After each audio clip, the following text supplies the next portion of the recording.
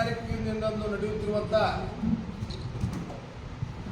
ಲಿಂಗೈಕ್ಯ ಪರಮ ಪೂಜ್ಯರಾದ ಚೆನ್ನವೀರ ಮಹಾಸ್ವಾಮಿಗಳ ಬಸ್ ಸ್ಟ್ಯಾಂಡಕ್ಕೆ ನಾಮಕರಣ ಮಾಡುವುದು, ಅದರ ಜೊತೆಗೆ KSRTC ಸಿಬ್ಬಂದಿಗಳ 13 ವಸತಿ ಗೃಹಗಳ ಉದ್ಘಾಟನಾ ಸಮಾರಂಭದ ಈ ಸುದ್ದಿಗೋಷ್ಠಿಯಲ್ಲಿ ಭಾಗವಹಿಸಿರುವಂಥ ನಮ್ಮ ಪಕ್ಷದ ಬ್ಲಾಕ್ ಕಾಂಗ್ರೆಸ್ಸಿನ ಅಧ್ಯಕ್ಷರು ಮತ್ತು ಆತ್ಮೀಯರಾದ ಸುರೇಶ್ ಪೂಜಾರಿ ಅವರೇ, ಪುರಸಭೆ ಮಾಜಿ ಸದಸ್ಯರು ಮತ್ತು ಆತ್ಮೀಯರಾದ ರಾಜಶೇಖರ್ ಕುಜ್ಬಾಳ್ ಅವರೇ, ಮಾಜಿ ಜಿಲ್ಲಾ ಪಂಚಾಯತ್ ಸದಸ್ಯರಾದ ಮಾಮಗೌಡ ಪಾಟೀಲ್ ಅವರೇ, KDP ಸದಸ್ಯರಾದ ನೂರ್ ಅಹಮದ್ ಅದ್ದಾರ್ ಅವರೇ, ನಮ್ಮ ಜಿಲ್ಲಾ ಕಾಂಗ್ರೆಸ್ ಪಕ್ಷದ ಪ್ರಧಾನ ಕಾರ್ಯದರ್ಶಿಗಳಾದ ಸುರೇಶ್ ಮಳ್ಳಿ ಅವರೇ, ಈ ಒಂದು ಸುದ್ದಿಗೋಷ್ಠಿಗೆ ಆಗಮಿಸಿರುವಂಥ ಎಲ್ಲ ಮಾಧ್ಯಮದ ಹಿರಿಯರೇ, ಗೌರವಾನ್ವಿತರೇ, ತಮಗೆಲ್ಲರಿಗೂ ಕಾರ್ಯಕ್ರಮದ ಮೂಲಕ ಸ್ವಾಗತವನ್ನು ಕೋರಿ, ನಾಳೆ 8ನೇ ತಾರೀಕಿನಂದು ಸಿಂದಗಿ ಜನತೆಯ ಬಹುದಿನಗಳ ಬೇಡಿಕೆ, ಯಾಕಂತಂದ್ರೆ ದಿವಂಗತ ಲಿಂಗೈಕ್ಯ ಚೆನ್ನವೀರ ಮಹಾಸ್ವಾಮಿಗಳ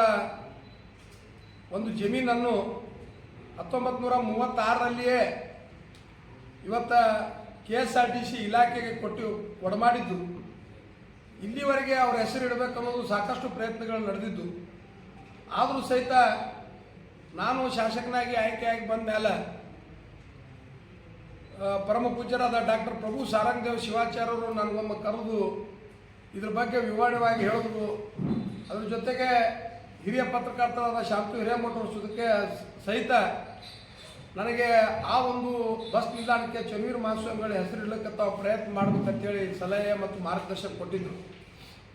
ಈ ಎಲ್ಲ ಅಂಶಗಳನ್ನು ಒಳಗೊಂಡು ಸನ್ಮಾನ್ಯ ಈಗಿನ ಸಾರಿಗೆ ಸಚಿವರಾದ ರಾಮಲಿಂಗ ರೆಡ್ಡಿ ಅವರಿಗೆ ನಾನು ಭೇಟಿಯಾದಾಗ ಭಾಳ ಒಳ್ಳೆಯ ರೀತಿಯಿಂದ ಅವರು ಈ ಒಂದು ಕಾರ್ಯಕ್ಕೆ ಸ್ಪಂದನೆ ಮಾಡಿ KSRTCಯ ವಿಭಾಗೀಯ ಕಲಬುರಗಿಯಲ್ಲಿ ವಿಶೇಷವಾದ ಒಂದು ಸಭೆಯನ್ನು ಕರೆದು ಆ ಸಭೆಯಲ್ಲಿ ಪರಮ ಪೂಜ್ಯರಾದ ಚೆನ್ನವೀರ ಮಹಾಸ್ವಾಮಿಗಳ ಹೆಸರನ್ನು ಸಿಂದಗಿ ಬಸ್ ನಿಲ್ದಾಣಕ್ಕೆ ಇಡಬೇಕು ಅನ್ನೋದು ಅವತ್ತಿನ ಸಂದರ್ಭದಲ್ಲಿ ಠರಾವ್ ಮಾಡಿ ಮೊನ್ನೆ 22ನೇ ತಾರೀಕಿನಂದು ಸರ್ಕಾರದಲ್ಲಿ ಸಹಿತ ಇವತ್ತು ಆದೇಶ ಆಗಿದ್ದು ತಮಗೆಲ್ಲರಿಗೂ ಗೊತ್ತಿರುವಂಥ ವಿಷಯ. ಆ ನಿಟ್ಟಿನಲ್ಲಿ ಇವತ್ತು ಸ್ಥಳೀಯವಾಗಿ ನಾವೇ ಕಾರ್ಯಕ್ರಮ ಮಾಡ್ಬೋದಾಗಿತ್ತು.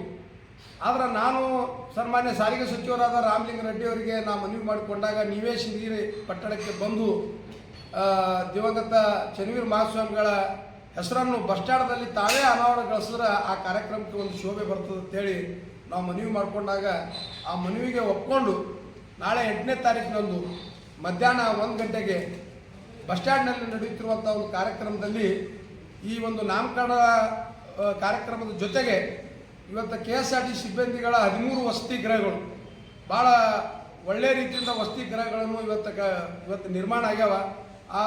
ಅವನ್ನು ಇವತ್ತು ಲೋಕಾರ್ಪಣೆಗೊಳಿಸುವಂಥ ಕಾರ್ಯಕ್ರಮ ಸಹಿತ ನಾವು ಹಮ್ಮಿಕೊಂಡಿದ್ದೀವಿ.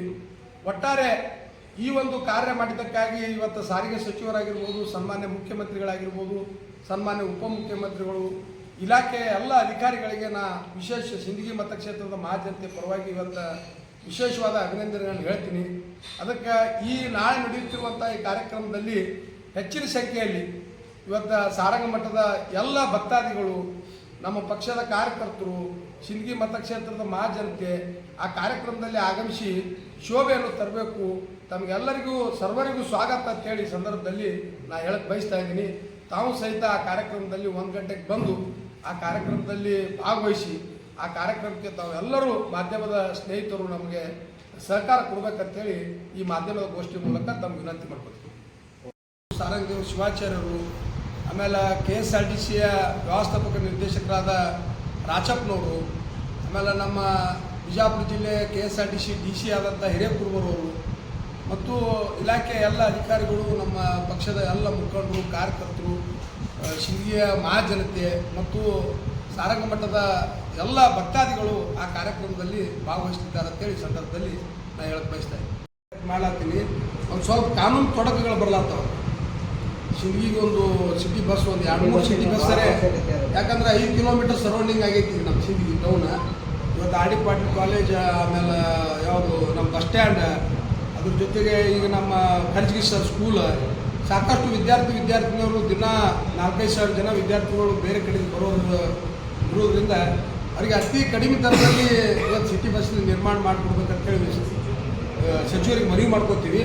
ಅದಕ್ಕೆ ಬಸ್ ಸ್ಟ್ಯಾಂಡ್ ಇನ್ನೂ ಹೆಚ್ಚಿನ ಉನ್ನತೀಕರಣಗೊಳಿಸಬೇಕು, ಮೂಲಭೂತ ಸೌಕರ್ಯಗಳನ್ನು ಕೊಡಬೇಕು ಅಂತೇಳಿ ಬಸ್ ಸ್ಟ್ಯಾಂಡ್ಗೆ ಒಂದು ವಿಶೇಷವಾದ ಅನುದಾನ ಕೊಡ್ಬೇಕಂತ ಅನ್ನೋ ಸಂಬಂಧ ಸಹಿತ ಮನವಿ ಕೊಡೋರಿದ್ದೀವಿ.